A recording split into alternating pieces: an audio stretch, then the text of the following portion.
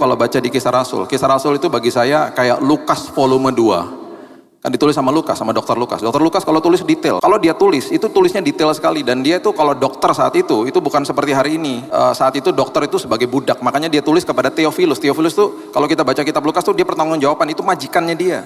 Makanya kalau kita baca itu, dia tuh nulisnya benar-benar luar biasa dengan bahasa yang sangat detail.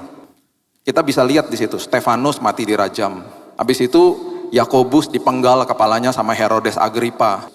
Itu kejam-kejam semuanya. Habis itu kalau kita baca lagi, tiba-tiba Petrus masuk penjara, Kisah Rasul 12. Tiba-tiba dilepaskan dari penjara dengan begitu luar biasa, mujizat terjadi. Dia ketuk rumahnya jemaat, pada kaget semuanya. Oh, kamu bukannya di penjara, kami lagi doakan kamu loh. Iya, saya dilepaskan malaikat Tuhan. Jadi ada yang martir, ada yang terima mujizat. Mereka udah nggak kayak dulu lagi. Mereka nggak lagi banding-bandingkan diri mereka sama yang satu sama yang lain. Mereka mungkin nggak bilang begini lagi. Oh, kamu dapat mujizat kok saya tidak. Mereka paham bahwa mujizat terjadi untuk kepentingan kerajaan sorga, bukan kepentingan saya. Mereka terima apa yang terjadi. Mereka pengikut Kristus. Pertanyakan itu kepada dirimu hari ini. Karena banyak sekali dari janji-janji Tuhan kalau kita baca di firman Tuhan.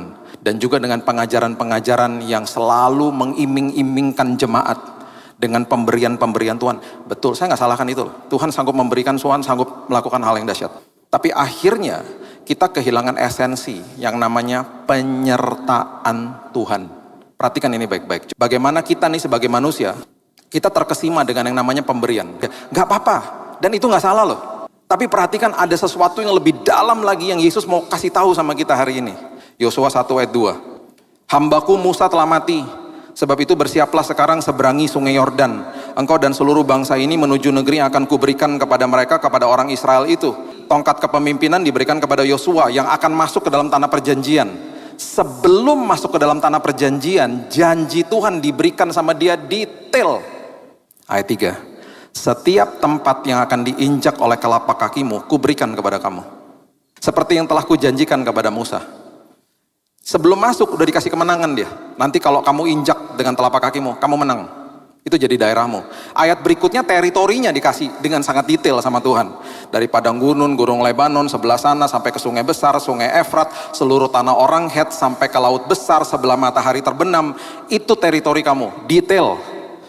Dan ayat berikutnya ada janji lagi yang luar biasa dikatakan begini. Seorang pun tidak akan dapat bertahan menghadapi engkau. Bukan cuma sekali, seumur hidup. Mereka, jadi bangsa Israel ini dipimpin sama Yosua, sudah dikasih kemenangan sebelum masuk tanah perjanjian.